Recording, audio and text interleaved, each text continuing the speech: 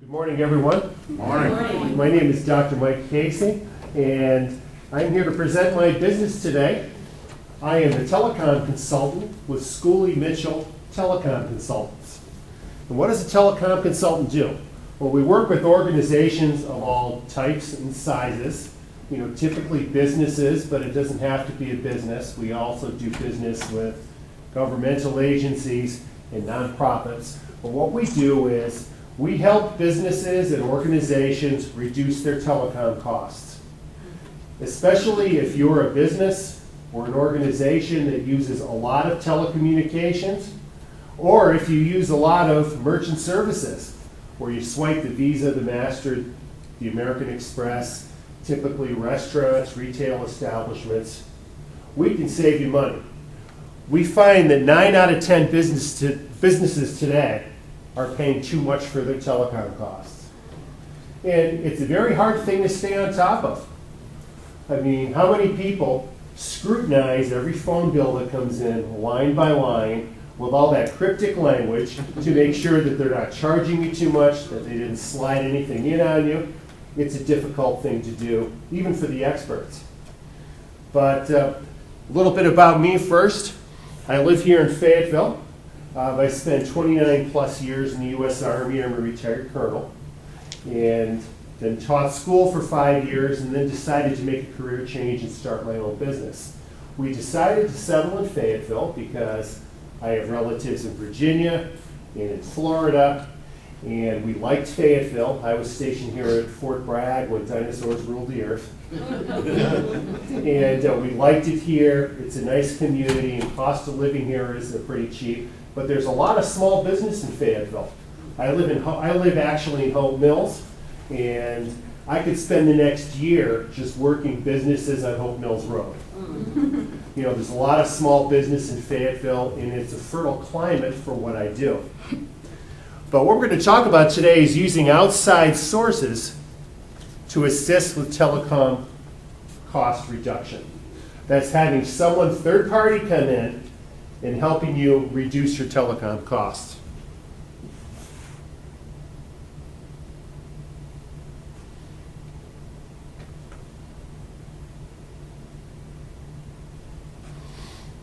Okay, a lot of confusion. Oops, I think I went too far. Our agenda today, we're going to talk about the industry, how there's a lot of turmoil and confusion, budgets and challenges with your business, what can a third party do to help, why we're a value for you, choices in third party business models, the Schooley Mitchell way, how we do business, and finally, my customers, revenue drivers, challenges, and the future vision for my business.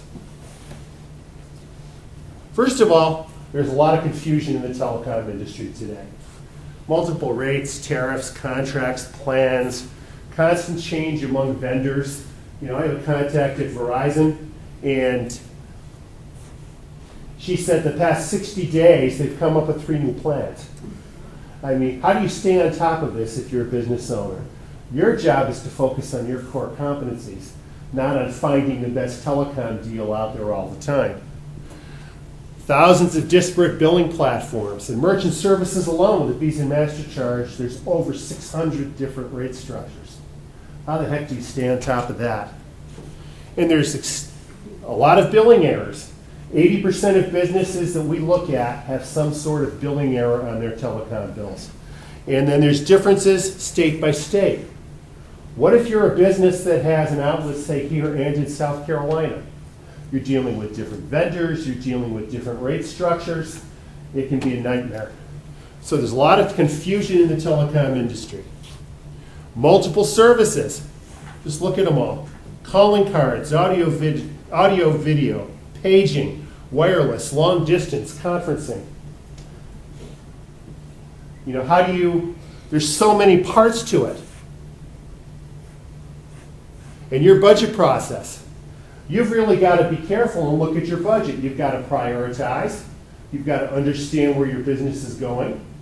And to really do telecom well requires a phone-by-phone, line-by-line, feature-by-feature analysis to see where you're wasting money. And who the heck has the time to do that?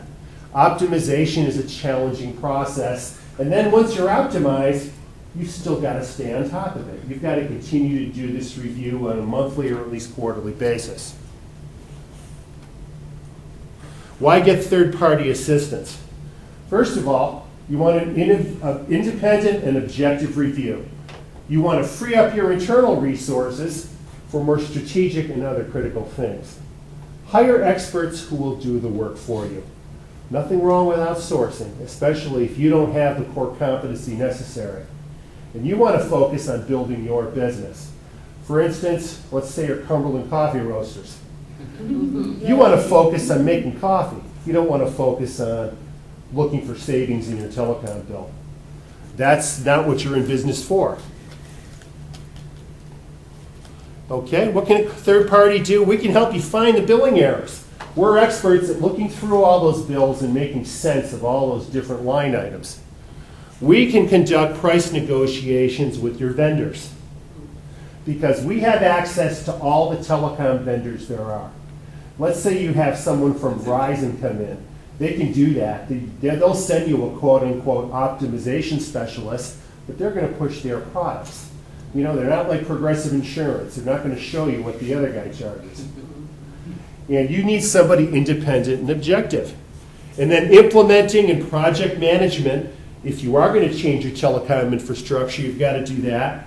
Ongoing support. You want a single point of contact. It's nice to have that one belly button you can push when you have a telecom issue. But if you're dealing with merchant services, you're dealing with maybe TV. I have one customer that's got like 25 big screen TVs. All those cost something. You're dealing with cell phones. You're dealing with long distance. It's nice to have a single go-to person that you can call. Billing errors. Again, 80% of surveyed organizations have billing errors. Elimination of redundant services. And are you really provisioned for what you need? Are you right-sized and optimized? Is your telecom doing what you need it to do? And price negotiations. An outfit like Schooley Mitchell, we're the largest independent telecom consulting firm in North America. We have 100 franchises from coast to coast. I happen to own the Fayetteville franchise. So I am a small business, but the nice thing about the franchising concept is I have someone I can go back to. We have experts and we have extensive databases, we have extensive price lists, and we really know where the best deals are on telecom. Bundling of services. Does your rep really know the best price? Fishing around versus knowing. Again, price negotiations can be touchy. And then again, you've got to have ongoing vigilance. You've got to, once your environment get optimized, you need somebody to help it stay that way. And then customer support. A lot of customer support issues dealing with telecom. How do you know you're getting the best customer support that you need? And then unbiased expertise. If you call in another telecom consultant, quote unquote, and they're on the payroll of certain telecom vendors, guess whose products they're going to push? You need someone who's independent. Schooley Mitchell does not take any commissions or kickbacks from any of the telecom vendors. We are completely independent, and we can give you objective advice. Again, the choice is in a third-party model. You've got your telecom agent and broker, and then you've got your independent consultant, which is what we are. And this is important. We work on a contingency fee basis. What I do is I come in, I do a complete analysis of all your telecom, merchant services, and now truckload optimization needs. And then I can give you an independent review, and that costs you nothing. The way that I get paid is on a contingency fee basis. It's like a lawyer. I only make money if I save you money. I take a portion of the savings for a limited period of time, and that's how I get paid. There's no upfront cost or risk to you. Costs you nothing to have me do the analysis. And that's nice, because if I can't save you money, I'll come in and tell you, you know, you're already optimized. You're on top of it. It's good to know that. But hopefully, you'll be so impressed by my analysis that you'll refer me to other people, and that's a big part of my business model. Okay, again, we're the largest independent telecom consulting firm in North America. This is out of date. It's now over 100 locations across the United States, Canada, and we have an office in Trinidad also. We're also looking at the UK. Millions of dollars of client telecom expenditures under management. Average savings, it says 23 to 28%. It's actually a little higher than that. It's anywhere from 23 to 35%. And in some rare cases, we've been known to save people up to 80% on their telecom costs. Independent and objective. And again, we've got proprietary tools and software that help us get the very best deals for you and help us do the very best analysis on your behalf. Our key advantages: vendor independence, true objectivity, over 100 consultant offices, wide range of subject matter expertise. Let's say you've got a unique business. For instance, I just signed a tattoo and body art parlor. Now, let's say that's the only one. Let's say it's not a very widespread thing in Schooley Mitchell, but there's someone out in California that has that person. I can call that person and say, hey, what kind of roadblocks can I look for?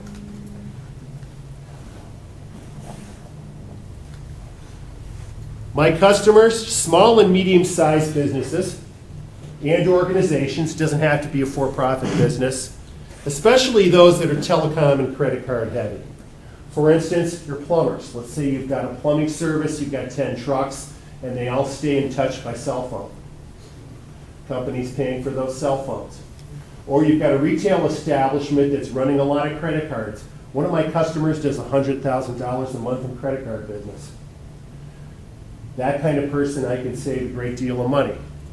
If you're a single consultant working out of your home, you've got a cell phone, and you don't take credit cards, I probably am not a good match for you. I probably can't save you too much. But any other type of business, I say small to medium-sized business, anywhere from 5 to 1,000 people. To me, that's a sweet spot.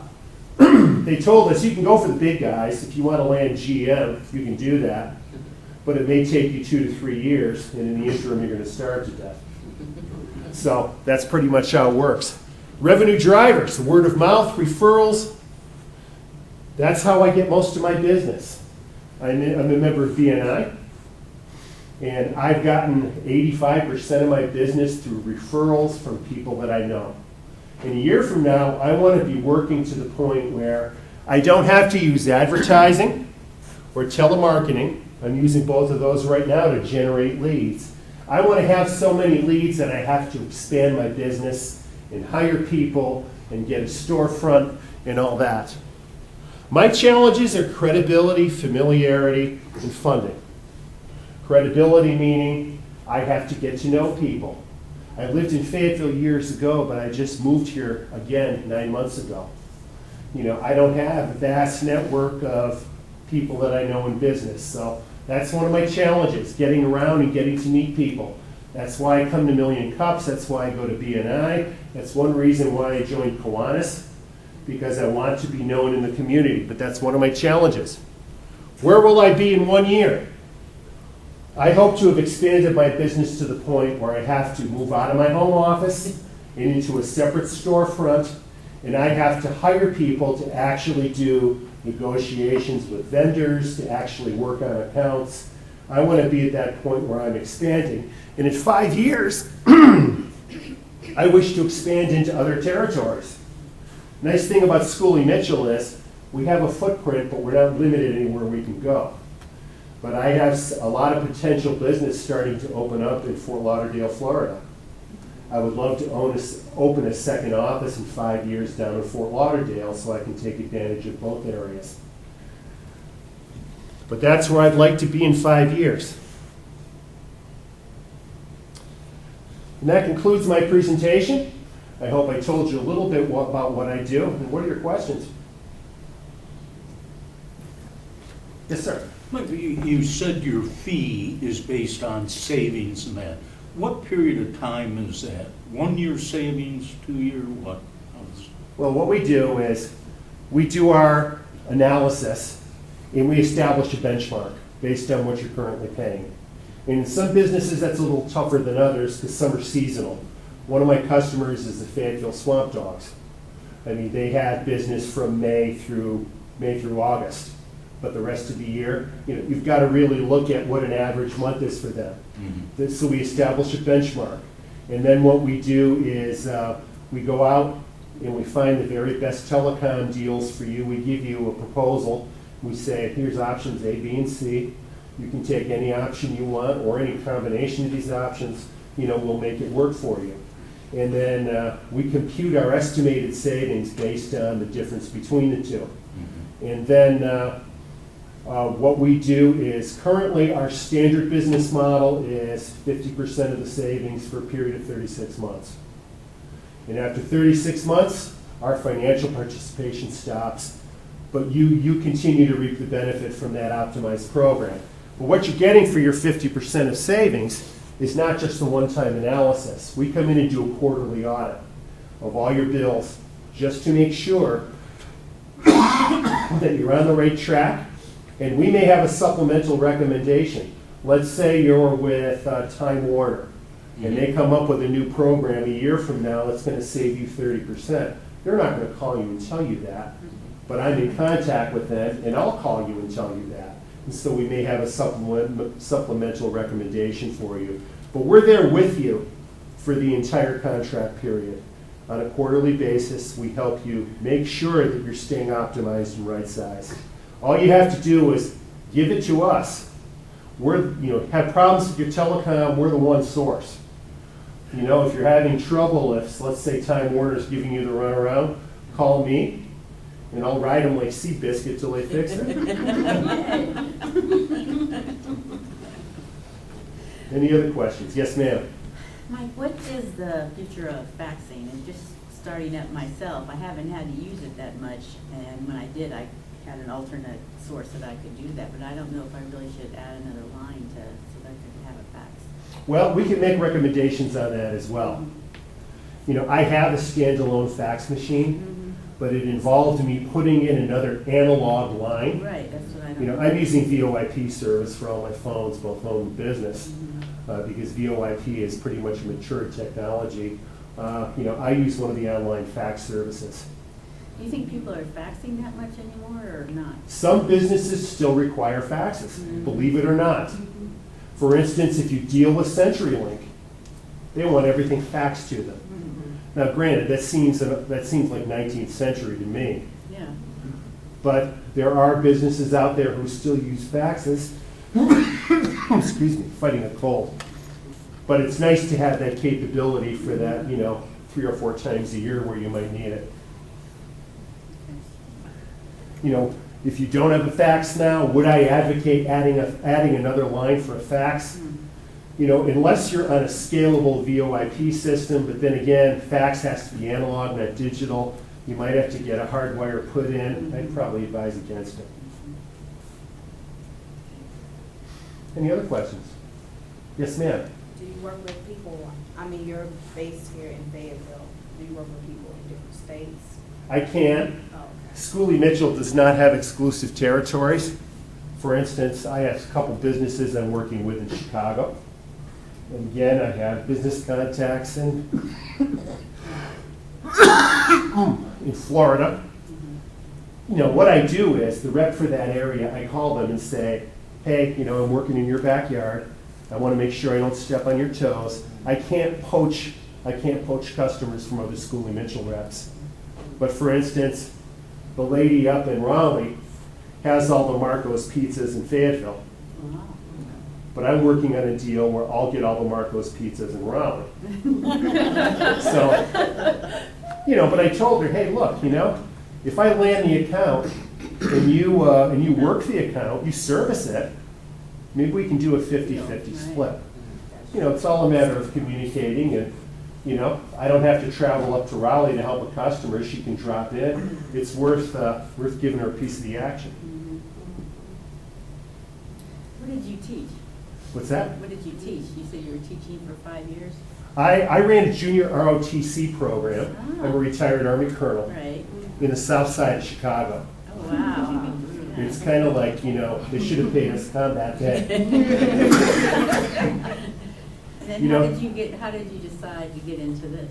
Well, I moved to Fayetteville actually to get involved in another business, Ah.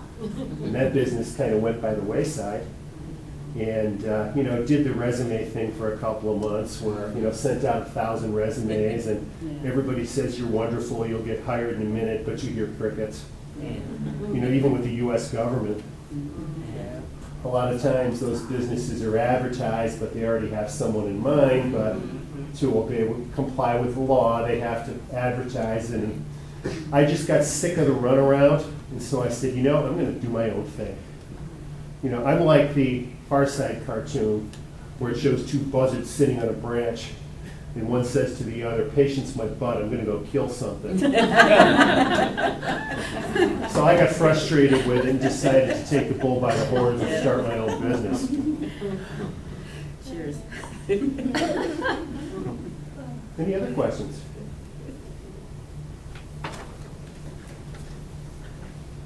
I guess that. I guess the final question is, what can you do for me? If you have other people, your business, if you're getting killed by these telecom costs, or you overhear in conversation one of your friends say, "That doggone CenturyLink, I could kill them."